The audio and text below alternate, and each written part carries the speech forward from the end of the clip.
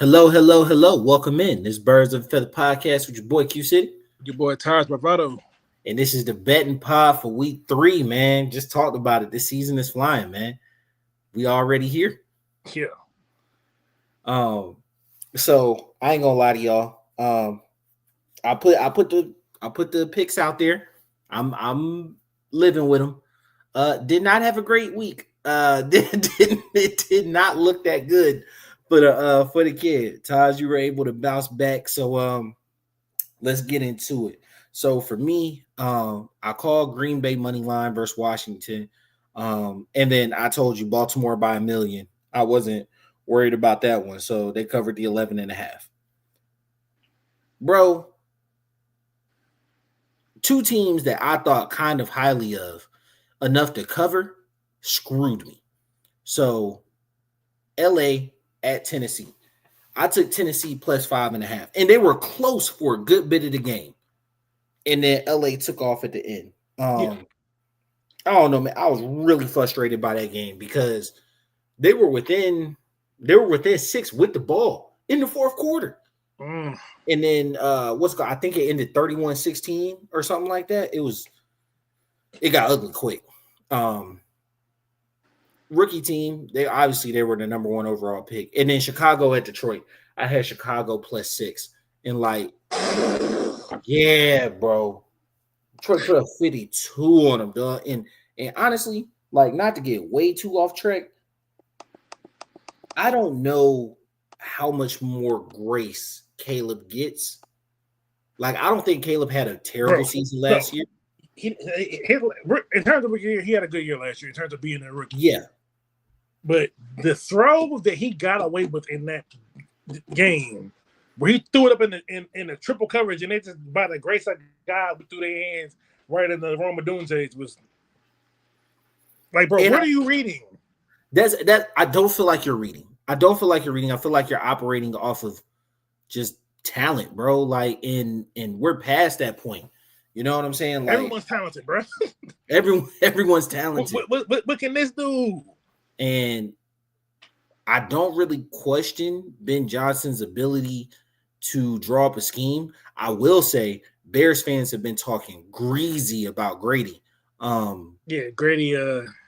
But the tape does not lie. It does not look good, and Falcons might have been on the right side of that one. I ain't gonna lie to you. It's like, hey, we're bringing you back for a low number. We can't give you what you gonna go. We can't give you that. No.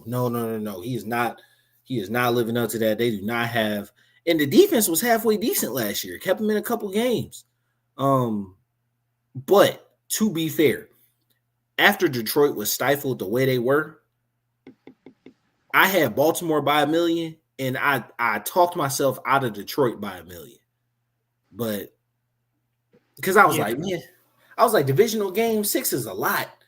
You know what I'm saying? But I took Baltimore in the divisional game at 11.5. So it's one of two things, right? It's either one, Detroit was just having a slow week in week 1, or 2, Green Bay really fucking good. And it might have been a good mixture of both, to be honest. Might have been a good mixture of both, but I'm leaning definitely toward the second one. Green Bay is looking like a monster. And then my last one was Tampa Bay at Houston. I had Houston money line. Baker is Baker. Yeah, bro, he top 10 at this point. I don't know how because he technically top 10 because I got him in the 8 to 12 range. It just depends. He floats between those 4. Man, Baker peak Baker gives you about number 8. Yeah, when Baker be Baker, and he gives you about 12. Yeah, I mean Baker's playing his nuts off, bro. It's the one clip I like from that game. Dude went down. Oh, I'm hurt. You talking shit? Yeah, immediately healed himself. His injury.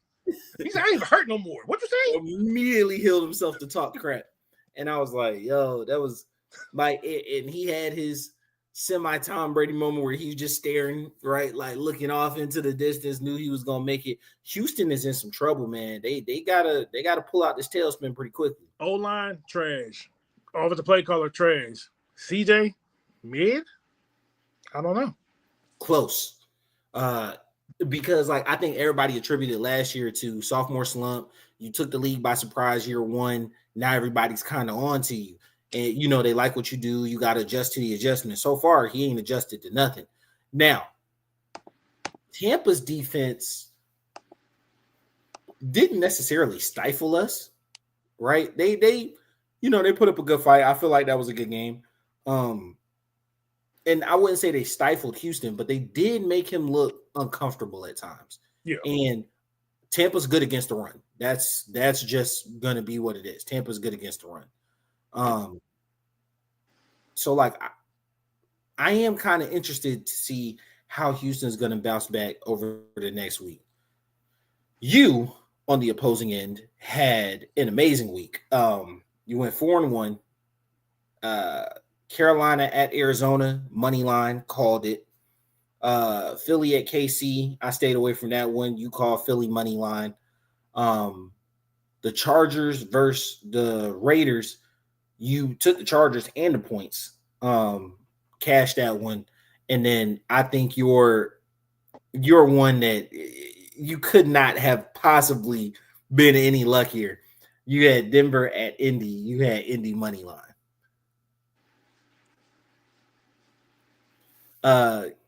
When I look at it, Carolina versus Arizona, bro, like we're gonna talk about it in our pod, but Carolina might be circling the drain a little bit. I ain't gonna lie to you. The Denver at Indy, I've never seen that call, bro. Like I've seen that call, but I ain't never seen it like that, bro. Like that was. Hey man, look, Danny Dimes, nah. Indiana Jones. Man, hey, he's playing. I think in most metrics, he's a top 3 quarterback right now. Yeah, like I'm just like, so is it the Giants? Is the Giants just cursed? It also makes me think, and I hate saying this about a fellow black man, bro. It also makes me think, how bad is Anthony Richardson for real? I mean, he don't have experience. Like, but are we teetering on Jamarcus Russell levels bad? No, I don't think it's that. Is because like Jamarcus Russell just didn't put in time. Richardson, he's putting in the time. Is just one, he's injury prone, and then two, he doesn't have experience. Like he went to college. He played in 3 years of college. He played 13 games. 15, I think it was 14. And then even in high school, he wasn't a full-time starter, like all 4 years or whatever. Like he doesn't have a wealth of experience, but he has all the tools in the world. He's probably going to end up taking it because this is Trey Lance all over again. 100%. Yeah, like came in and got his job took by Trey Lance was a draft pick, a 7th round pick at that, Mr. Irrelevant. This dude, Anthony Richardson getting his job took by journeyman quarterback, basically. Yeah, I mean, basically, yeah.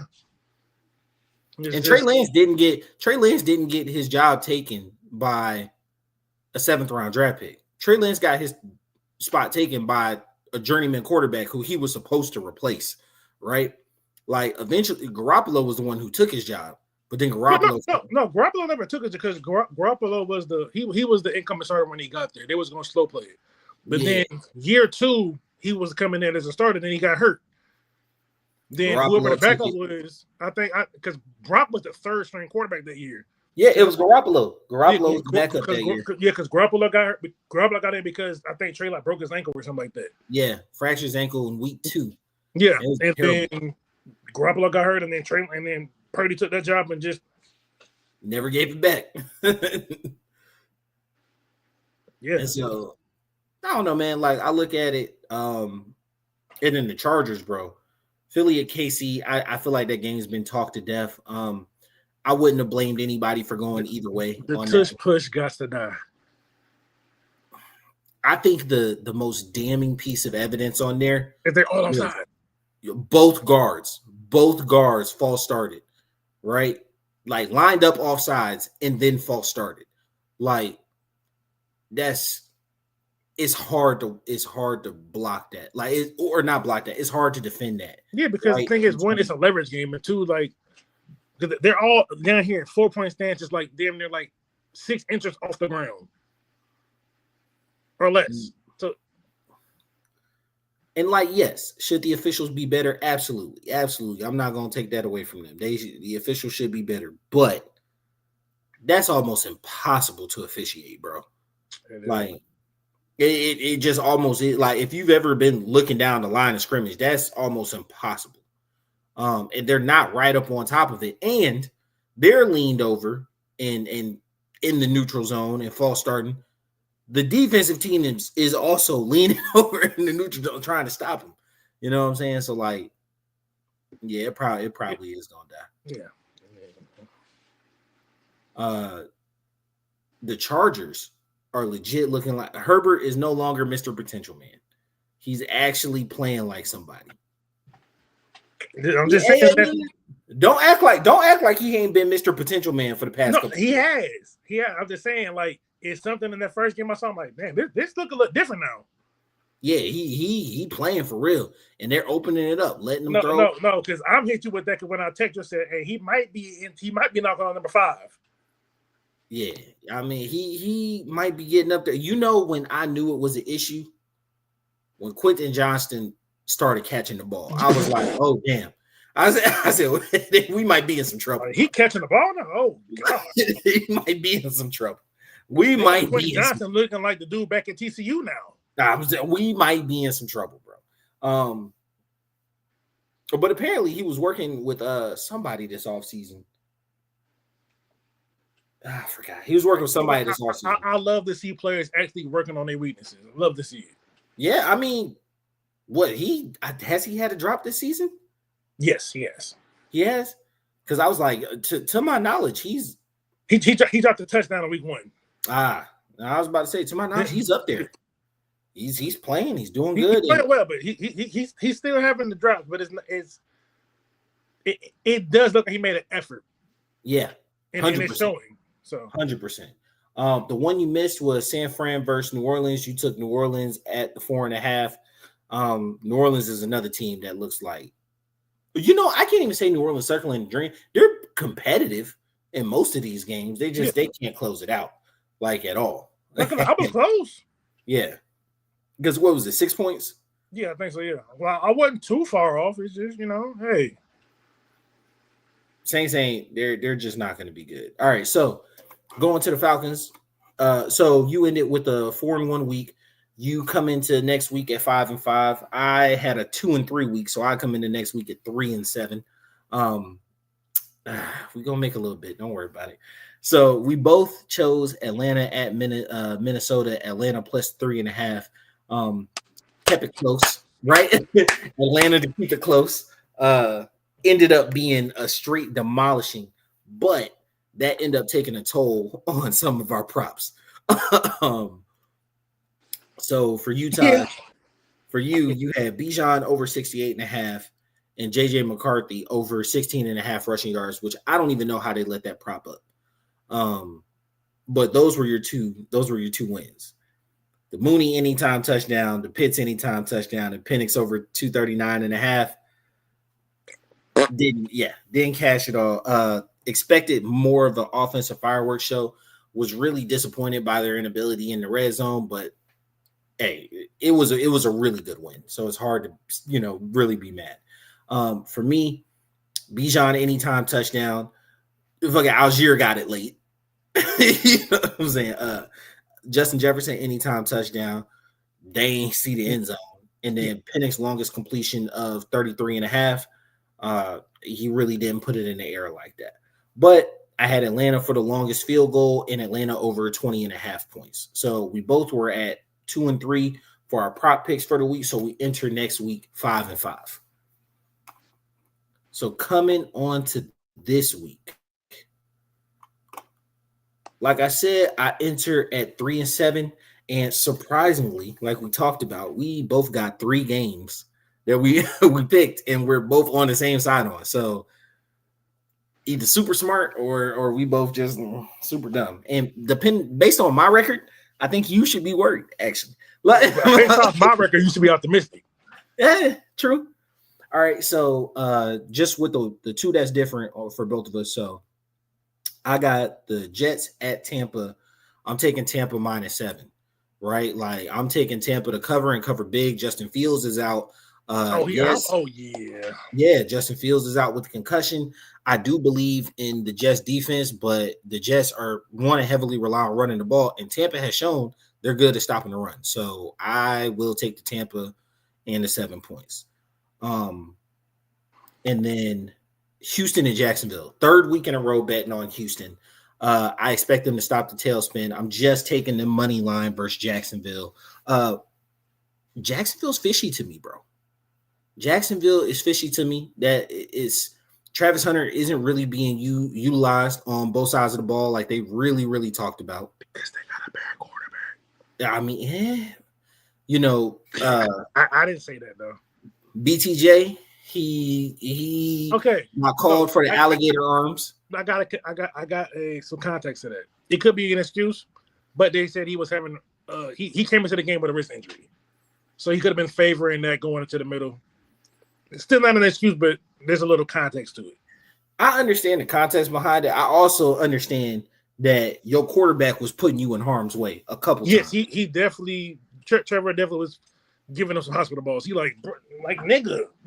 You don't see all of this shit. Here's the crazy part to me is that Trevor got an arm. He ain't got no lollipop arm. So you could place that ball better. I think his arm is overrated. Actually, I think that shoulder injury might have wrecked his arm, and then he signed that contract because he wanted to make sure he got paid overall. But that's neither here nor there. That's not team problem issues. I'm just talking from a betting perspective.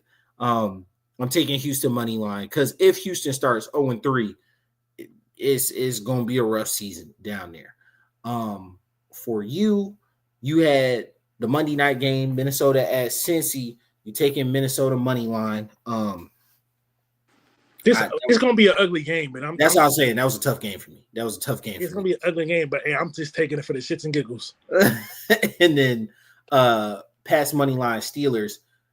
So yeah, I don't believe in the Steelers either. I think the Pats need to get off the snide. I mean, they won and won, or they won and won. Oh, they won last week, didn't they? Yeah, they beat that shitty ass team in Miami. Yeah. Oh, Miami's so bad. Mike McDaniel's finna be back here. Either way. Hey, you know what? Nobody keep this for the Falcon Pop, but I wouldn't mind him as a consultant. But yeah, so we can go on. Yeah. It'll be early in the season. Probably by about week 6, 7. Yeah.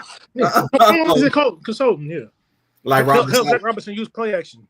Yeah, like Robert Saleh did. What was that? A couple years ago, or was that last season? Last year with the Niners, I think. Or yeah, when he got fired, and then he went and sold it with the with the yeah, need that. So, but getting into the three games we both got together. So Green Bay, Cleveland. I bet it a little earlier in the week. I had him at 8.5. You got him at 7.5. It point stand to reason. The Browns are absolutely terrible, and Green Bay is looking like cream of the crop type of football team. Yeah, I expect to be down. I expect this to be a boat race. And for y'all, if y'all know what a boat race, whenever you see boats go real fast, the water goes everywhere. It's getting flooded. Like it's finna be ugly, and it's finna get ugly quick. They getting boat raced for sure. Then Las Vegas, the Raiders at Washington. You took a money line. I took them plus 3.5. I got them a little earlier in the week. The value's not really there now because I think it's down to 1.5. So like you might as well take a money line. But yeah, I got the 3.5 points. But yeah, with Jaden being out, Washington is surprisingly a super old team. So I actually expect the Raiders to be worth a little something and be able to get Washington this season. Hopefully they make that bust of a running back look a little better. Bro, I don't even think he'd be in a bust. That offensive line is killing him right now. I mean, maybe, but it's just like, it's just like he's making some okay plays, but it's just like when I think of a running back being taken 6th overall, I expect it to be like, oh, Adrian Peterson, like, you know what I'm saying? Bijan Robinson, like, Yeah, but also, look at Leonard Fournette. It took him 2 years for Jacksonville to really get their stuff up, for him to have like, what was that, 1,700 yards? Like sometimes it takes time to build a team around it. I mean, yeah, but I mean, if you like that, you just like that, and I don't think he's like that. Because Fournette, I think he might have lasted 6 years. Then he kind of danced around the league with Tampa Bay and some like he didn't last like that. Like if he follows the Leonard Fournette thing, that's a waste of a pick in my opinion. I mean, hey, you make it past your first contract, you make a couple Pro Bowls. That's a decent career. I mean, let me see. Let me pull up the statistics. Like he's only 30. Leonard Fournette? Yeah. No, see, he was only in Jacksonville for 3 years. Oh, they didn't give him a second contract. No. Yeah, he only has 4,000 yards total.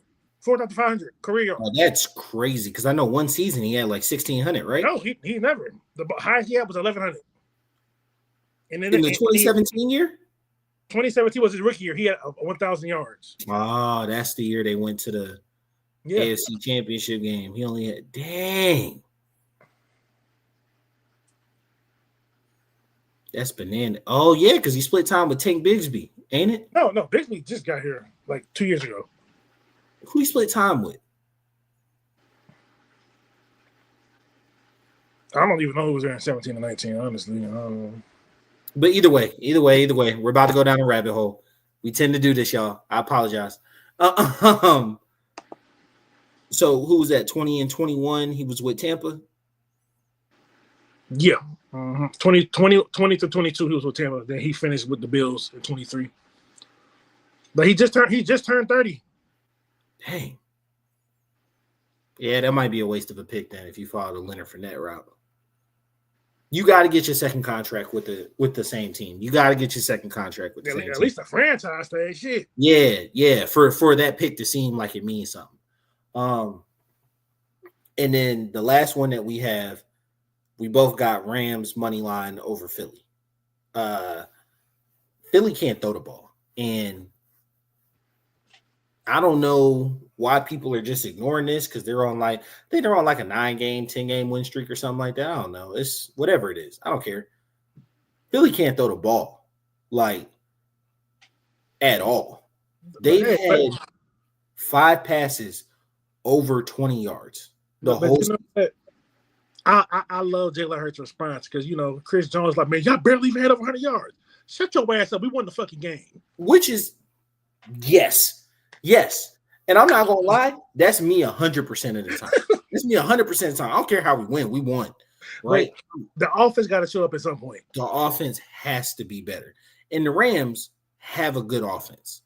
And they got a good defense. They got a decent defense, right? So like they got some pass rush because I don't know if you remember, but that rookie they had last year, what's his name? Rookie of the year, Jared Verse. He put that big old boy out on his ass, didn't he? Oh man, hey, look, that man went and got in the lab with Aaron Donald and said, "Boy, I got some work to do." Yeah, no, I think the Rams to me, through 2 weeks, and yeah, it's hyperbole, it's 2 weeks, seem like the best team in the NFC to me. I'm not naming Atlanta, that's just some bias shit, I guess. That defense in Atlanta kind of real. I got to see a complete game from Atlanta because like we struggled in the red zone and that was an issue. I say defense. I ain't but you know what? I'm not gonna crown them until week 6 when we play Buffalo. If we do something Buffalo, then I'm all in. But yeah. But I do think these are two good like heavy favorites in the NFC. So seeing them go head to head, we both got the Rams versus them. Yeah. So then going into our Falcons pick, the spread early in the week was 5.5. I think it's down to 3 now. For just like a quick betting tip, home field is worth 3 points usually in the NFL. Home field is worth 3 points. So if you see 5.5, that literally means that they think Atlanta is 9 points better than Carolina, right? If you see 3, which is that right now, they still think Atlanta's about a touchdown better. Yeah. You know what I'm saying? So like, it's not a lot of money in the pick that we made, but it's a safe bet. We both took Atlanta money line.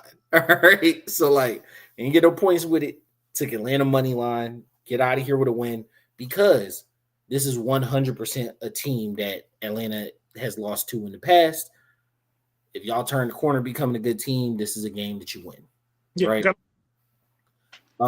When it comes to the props, I think there's a very clear story in what we think offensively the team will look like after last week.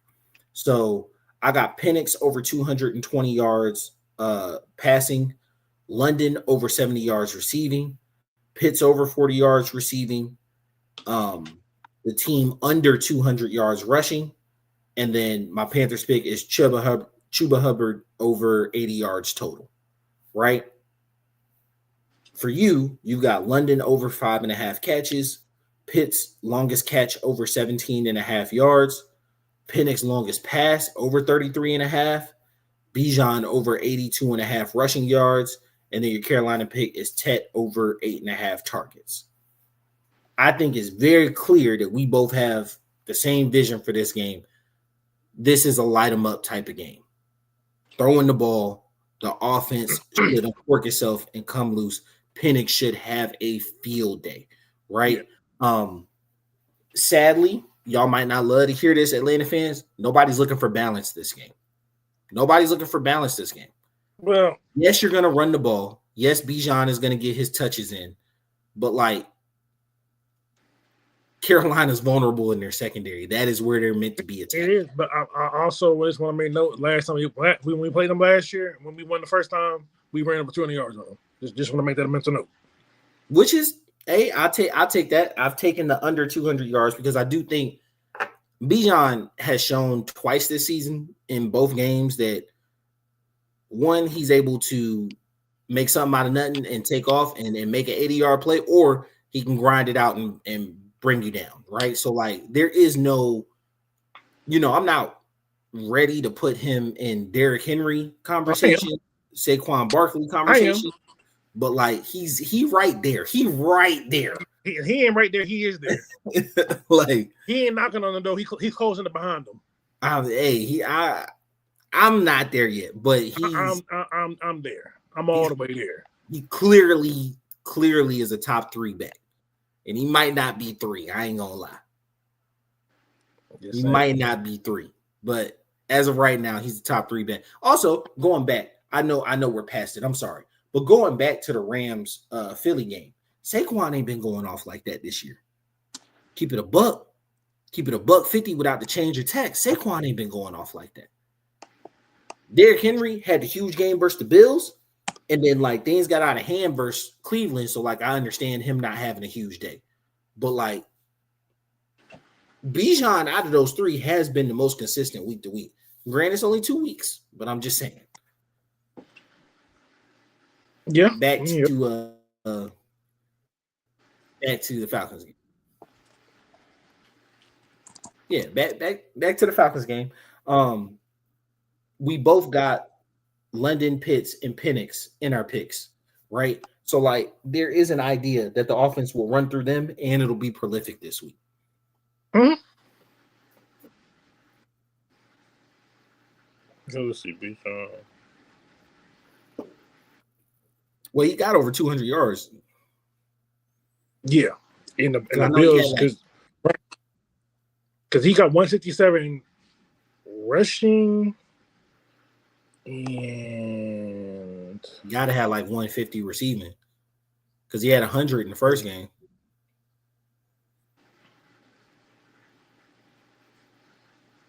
Or it wasn't 100. It was 100. He had 100. He had 100 rushing yards, receiving yards first game. It was right. Okay, I thought so. Yeah, he has 125. So 125. He's not knocking on the door 300. Yeah, like at 290, like 90. Yeah, in 2 games, so you're looking at almost 150 scrimmage yards a game. Yeah, Because truth be like it's because Derrick Henry did have a monster first game versus Buffalo. Yeah, I didn't because he's fifth in the league in rushing, just pure rushing right now. Yeah, like my thing is, I knew Derrick Henry wasn't gonna go crazy versus Cleveland because I knew that was gonna get out of hand quick. Saquon's the one who surprised me.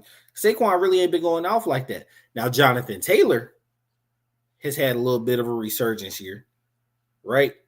But I don't think he's gonna end the season. He might end the season top 5 because they do have a pretty good balance there.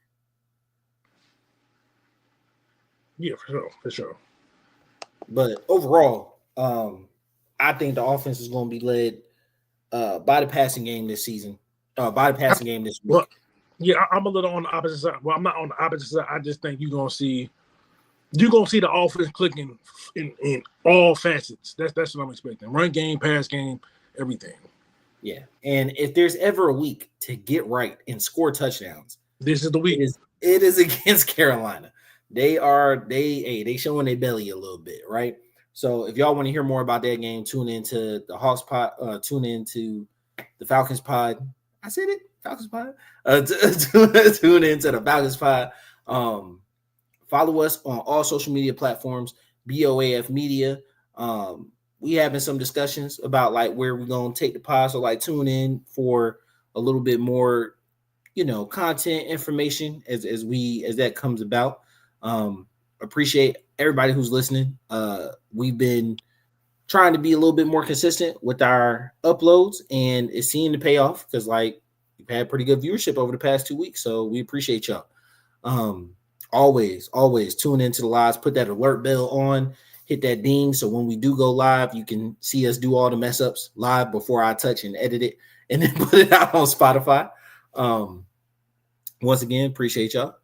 Follow us at BOAF Media on all platforms. It's been your boy Qcity. Your boy Todd Bravado. And we out. Peace.